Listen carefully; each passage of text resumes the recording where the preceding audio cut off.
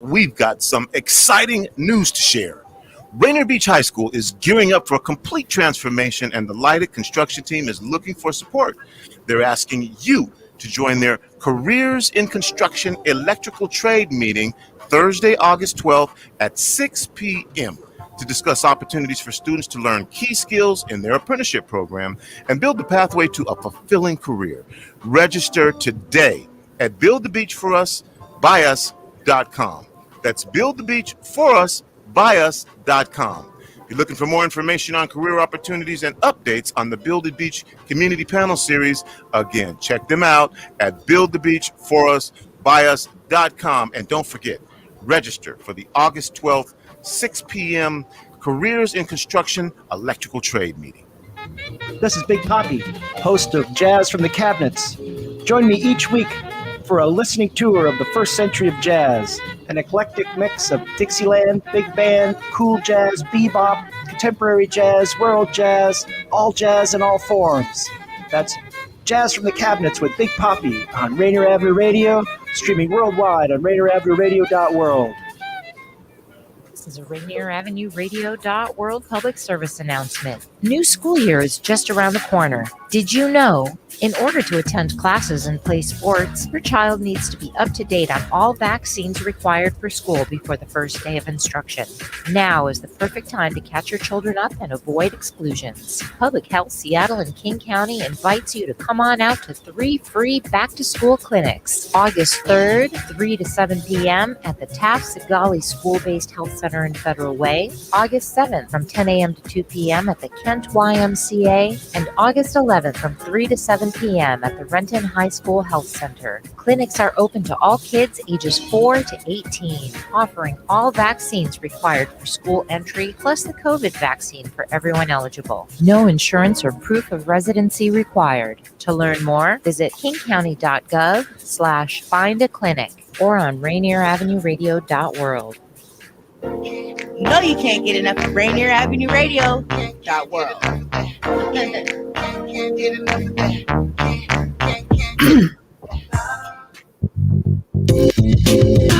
Welcome to Real Estate and Money, a half-hour program on Rainier Avenue Radio.world designed to help you whether you're a buyer, seller, investor, or renter in real estate. Your hosts are two local professionals who will escort you on your journey. Violeta Strash, who has years of media advertising and marketing experience and brings this extensive knowledge to John L. Scott Real Estate and all our clients. And Tina Lombard, who is a mortgage loan originator with guaranteed rate affinity, with over 28 years of experience. And now here's Violeta and Tina. Hello. Uh-oh, where's Tina? She there?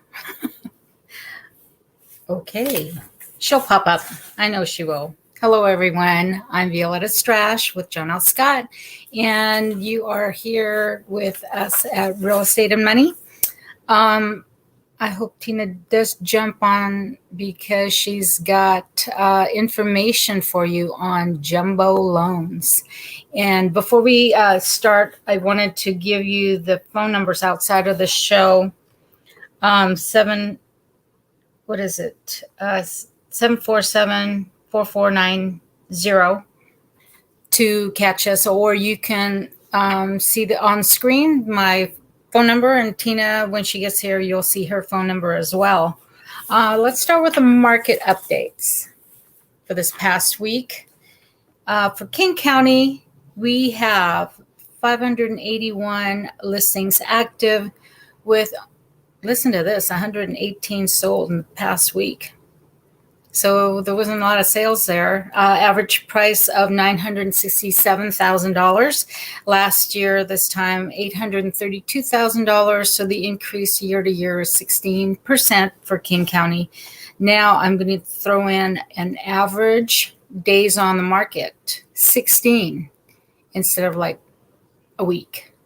So it's staying on the market a little bit longer these days, our homes. And then for Pierce County, we have 299 homes listed, sold last week 54 at an average price of $568,000. Last year, $472,000. That's an increase of 20%. Average day on the market, 15. And in Snohomish County, 244 active listings, 62 sold last week at an average price of $800,000. In 2020 to now, 623 with a difference of 28%. Amazing. Pierce County, Snohomish County in the 20s, especially Snohomish County, 28% year to year. Average day on the market, 13. So you're looking at 2 weeks average for inventory to go pending, sold. And so there you have it. That's our market update. And I want to see if, there she is. Thank you, Tina. Well, sorry, I'm sitting here going, what time is it? I didn't hit the enter studio button. So my apologies. So, anyways. Okay. Sorry, Dan. Yeah, I just got done with the market update. So yeah. Now we're going to talk to Tina. Tina's going to explain about jumbo loans. It's resurfacing, right? Absolutely. Yes. So tell us what that is.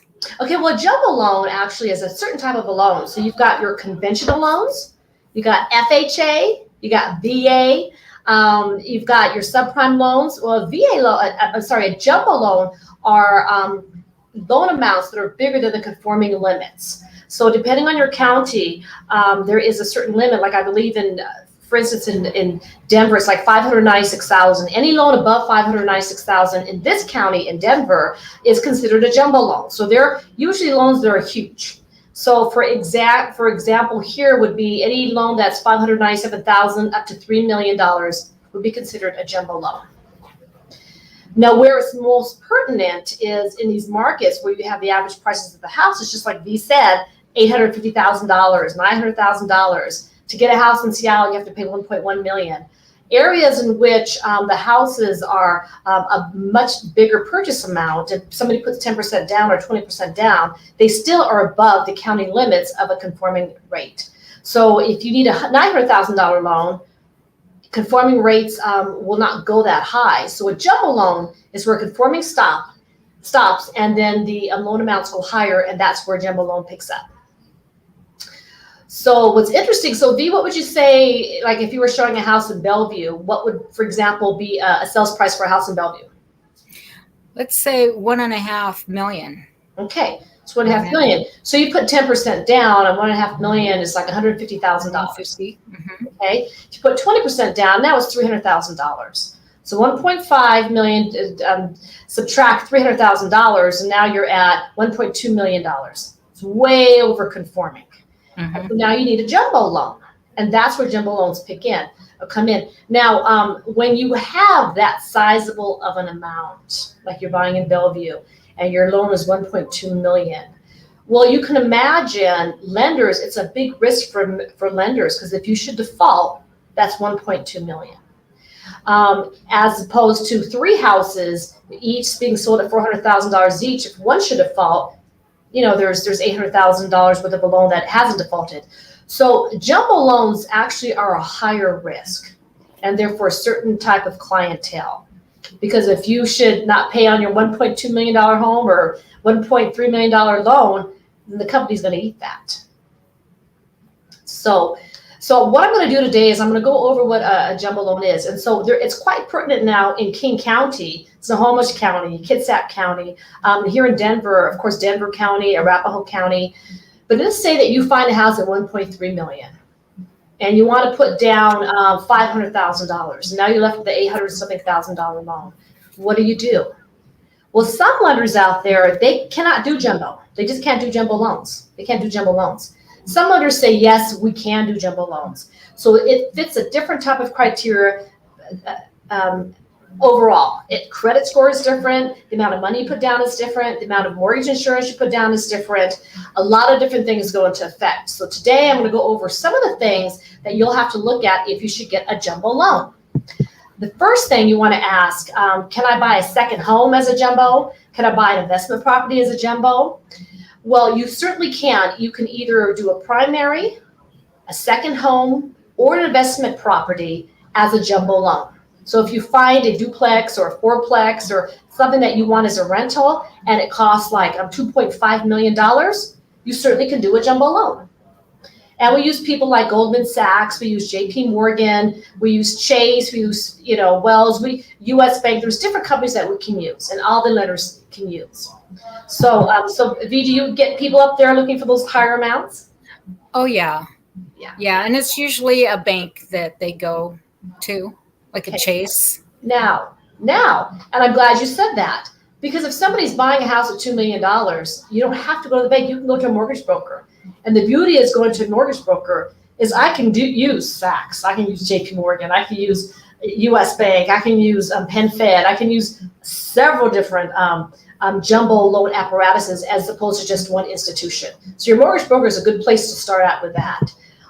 Depending on your credit score, in most cases you have to have at least a 680. Lenders like to see at least a 720, and optimal a 740 will get you what you need. So we can do a purchase, we can also do a refinance. And then also, how much can you put down? In some cases, you can put as little as 10% down. Some cases, you can put 15% down, depending on your credit score. So if you're buying a $2 million home, put $200,000 down, or you put $400,000 down. That is not uncommon. Now, usually, if you put less than 20% down, the first thing a client always says is there mortgage insurance? Right? So the mortgage insurance on $1.5 million could be a bear. It could be a giant, it's a lot of money. Yeah. Well, most lenders, most mortgage brokers, they'll find a lender where there is lender paid mortgage insurance, which means we ultimately sort of pay the mortgage insurance up front. We put it into the loan. We charge a higher fee for the rate. So the client doesn't really have to dig in their pocket, and they don't have to pay this monthly mortgage insurance. So a lot of the jumbo loans are quoted with mortgage insurance already in the rate. So if I tell you $900,000, a 3.25 loan, lender paid mortgage insurance, and you're putting 10% down, there's no mortgage insurance. You don't pay mortgage insurance, and you don't have to put 20% down. Okay? So if somebody has a 1.5 loan, you don't want to just automatically go to the bank, because they may or may not have the resources to close that loan in 30 days. Okay. Jumbo loans, sometimes, and in most cases, they do require 2 appraisals. So we're used to one appraisal. It's hard enough getting one appraiser out there. Yeah. And then you got to have them go out there twice. Well, Why? because a lot of these higher end homes, their valuation is a little bit different. It's kind of hard to find comps on these multi-million-dollar homes sitting on the perch of a cliff and all this stuff. And can you find another, another comp for that? So a lot of times we'll order an appraisal from one person and order another appraisal and make sure that we can kind of get an idea of what the true value of the house is. So for jumbo loans, 2 appraisals. And a lot of times it's going to take a little bit longer. So you want to gauge at least 30 to 45 days. It's not a 21 days as normal. Okay, so it's going to be a little longer, so do allow for that. So what else can I tell you here? Now with jumbo loans, of course, they're going to go through all the different conditions as far as underwriting is concerned. They're going to want all your bank statements, W-2s, so on and so forth. In the real world, if somebody has a loan from me, FHA, VA, conforming, I put them into a system and I can get an automated approval. So I can just tell you, boom, you're approved through Fannie Mae or Freddie Mac. A lot of the jumbo loans, you actually need an underwriter to go through all of the paperwork. It's not just hearsay. You can't run through a system. There are some programs where I put, credit report in there and I put the income in there and boom, it gives me an approval. That's fine. But if somebody needs something a little more trickier, they want to get a better rate or they want to go through another company, some companies say it has to be seen by a person and it has to be underwritten by a person. So you want to allow more time for that. So there are programs out there where if you're self-employed, we only need 1 year worth of tax returns. Okay. A lot of times in most cases, you need at least 24 months worth of reserves. So that means if your payment is $8,000 a month, we're going to want to see 8,000 times 24. Okay. We're going to want to see that much money in your bank account, at least 24 months worth of what we call reserves. So I try to tell a lot of agents out there are your second time, third time, fourth time home buyers. And these aren't just millionaires running around with yachts and all, Rolexes, and they're just blinging. And they got, 12 women around them. No, these are your mom and pops. They just retired. They're 62 years old. They just retired. They got $600,000 or $700,000 in the bank, $1 million in assets, in the stock market, some Bitcoin or something.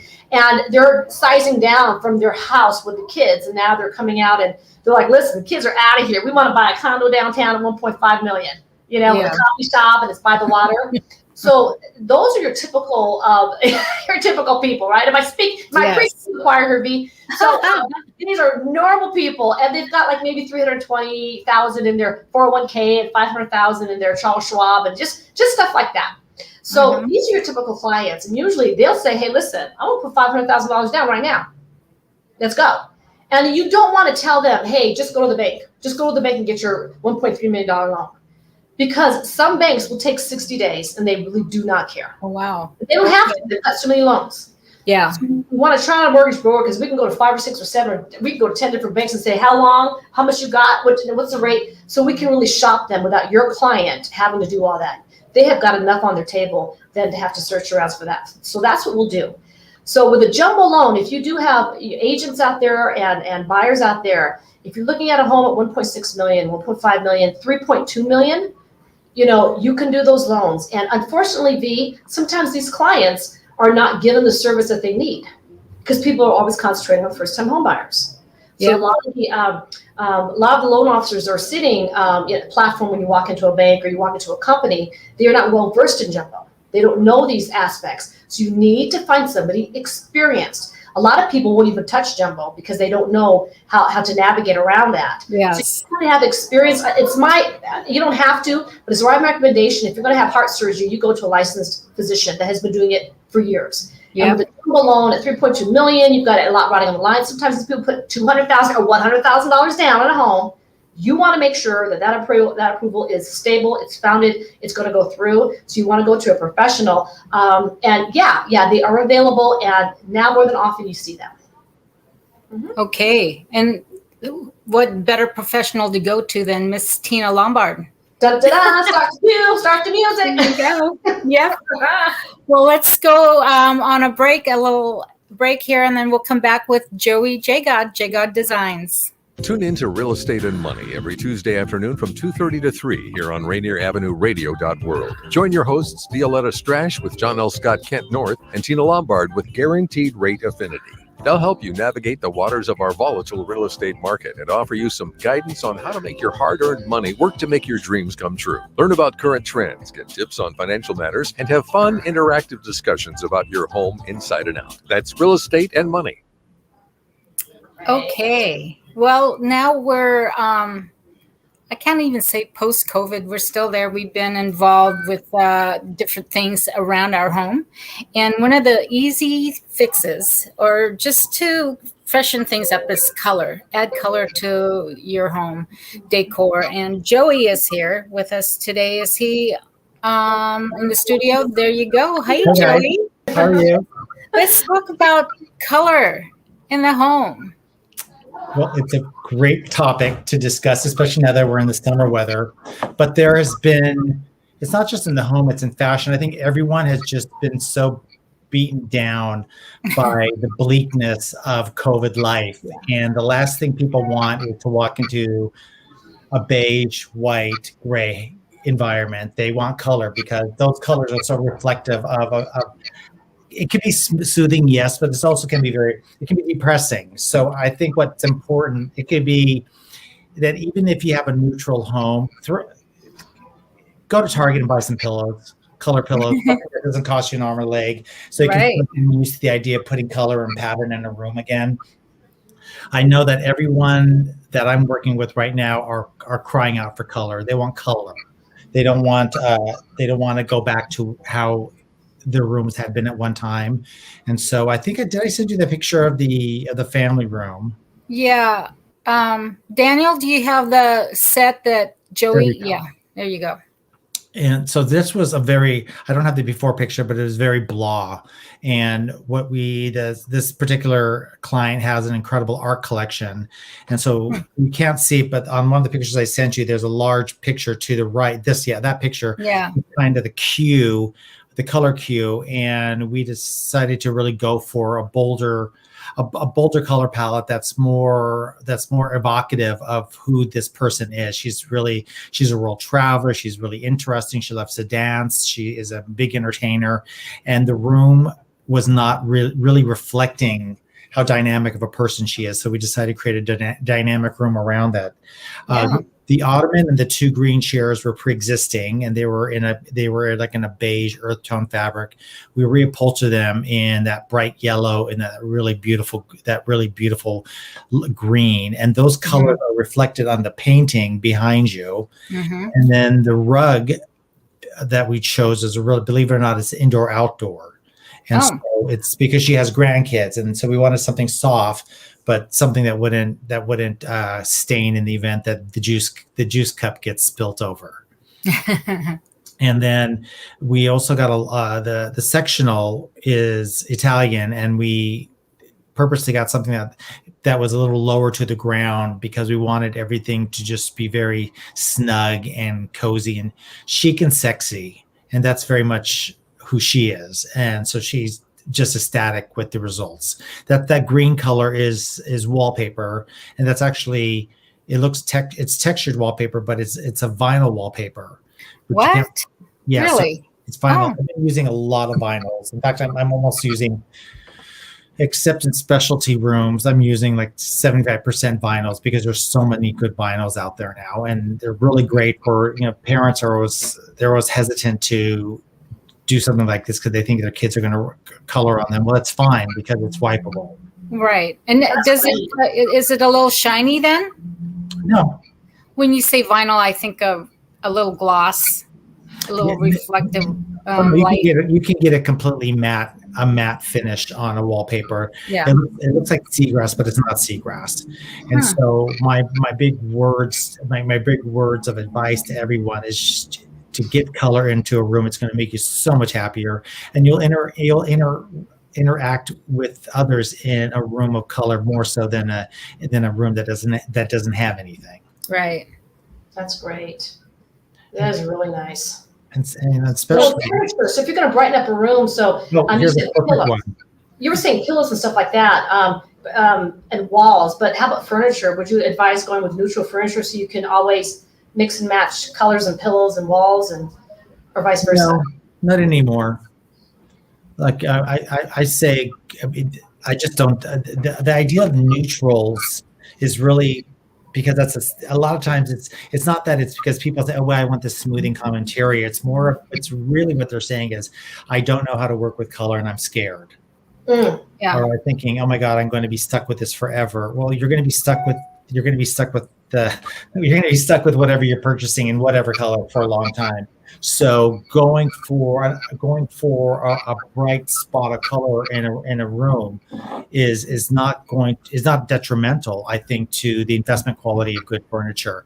This picture, I just want to explain it, was a powder room, and this client really wanted to go for it. So I found this wallpaper by the French designer Christian Lacroix, and he does a line of wallpaper, and it instantly transformed this very plain powder room into a jewel box. And now now my client, when she has her cocktail parties, her and the girls go in there and they hang out and have cocktails because it's a gorgeous way to enhance. What color is that, Joey? What are the hues? It's greens and gold. It's a garden trellis. Is it a metallic gold? Yeah, the background is, let's see, the background is gold. It's a silvery gold actually, and it's very shiny. Kind of looks like my ring. Yeah. Yeah. Well, there you go. Labradorite. We're now going to do this in the entryway because she just loves it, but she's also she's very bold and wants more color and pattern because she's felt that she's lived with all these white walls for way too long, and she wants to shake it up. Wow. Okay, well, as real estate agents, we've been seeing. Oh, that's cool. Oh yeah, this is a young couple in Madison Valley that has a very simple cottage-like home, but they they really wanted to go with color and pattern, and they have two very small kids, and they were not afraid whatsoever. They said they wanted to go for it. So this is the dining room. It's open. It's an open floor plan. There's a dining area and the kitchen right there. And so we did this. This is out of England. This wallpaper. Oh, wow. Yeah, it's really special and gorgeous. I'll do the after picture in a couple weeks. Okay. Now, I was saying that for agents, we are more on the cautious side because there are not a lot of clients that can visualize color in their home. So we tend to advise, do the neutral thing, and then help them visualize. You know, when you do your consultation, you'll find out that they like to do this. They are fun people. They love these colors, and you can work with them because you've found out different things about them, right? But there was someone recently that told their client, yeah, go ahead and paint the inside of your home, and they did every single room in like a turquoise. Oh, that's unfortunate. Yeah, nobody was making offers. And then they said, whoa, stop. So wait a minute. Let's change, the paint color. They went to off-white, multiple offers, sold the house. Yeah. And then you can talk to those people about bringing in color. Yeah. That's just bad. That's just bad.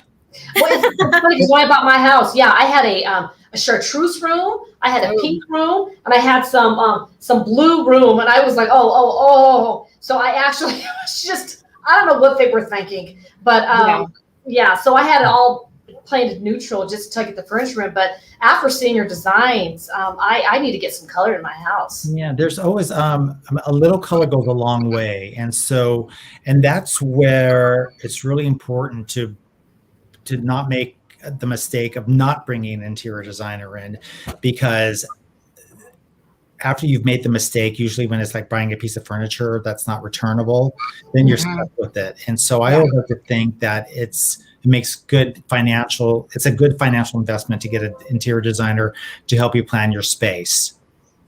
I agree. If you spend thousands of dollars on the wrong furniture, Joy, I tell you, you're worth every dime of an interior designer fee, every dime. Mm-hmm. Thank you. It really, and it does. It ultimately it saves money, and also it saves marriages. Oh, yes, I heard that. I heard that wallpaper actually has been the foundation of many divorces. Everybody has to have a say in it. This particular couple are really young, and they love color, and he's South American, and they have a vibrancy to their personality that was really reflected in that wallpaper.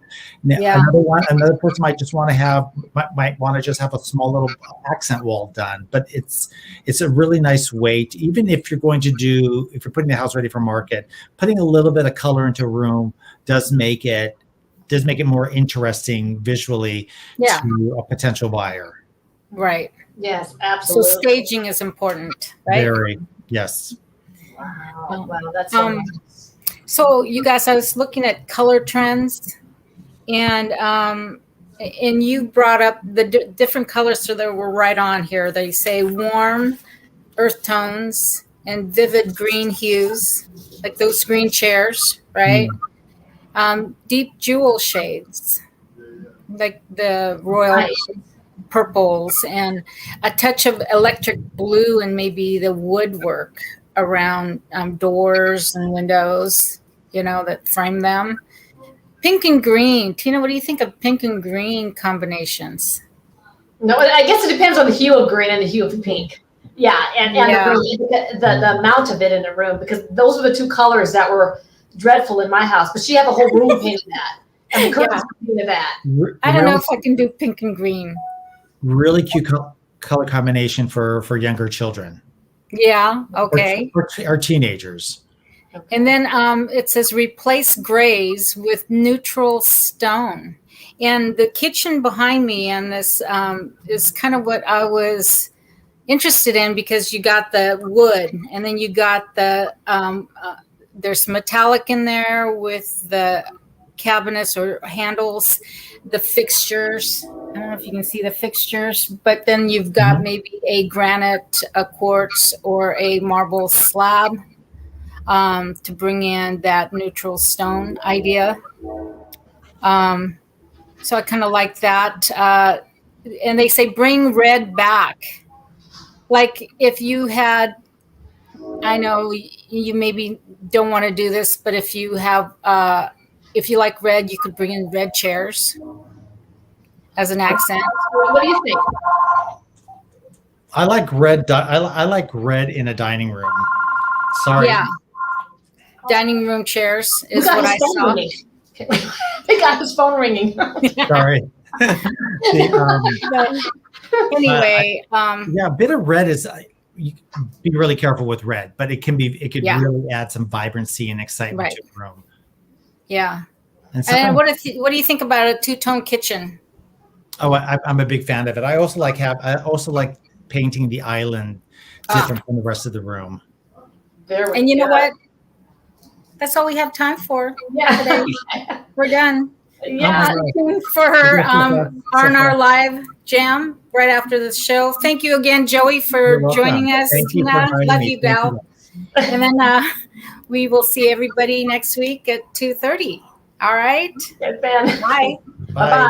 You've been listening to Real Estate and Money with your hosts, Violeta, Strash, and Tina Lombard. For more information, call 206-717-4490. That's 206-717-4490. Go to the Rainier Avenue Radio.world website to find the Real Estate and Money schedule, or tune into our live show every Tuesday afternoon from 2:30 to 3. We will help you find your dream home.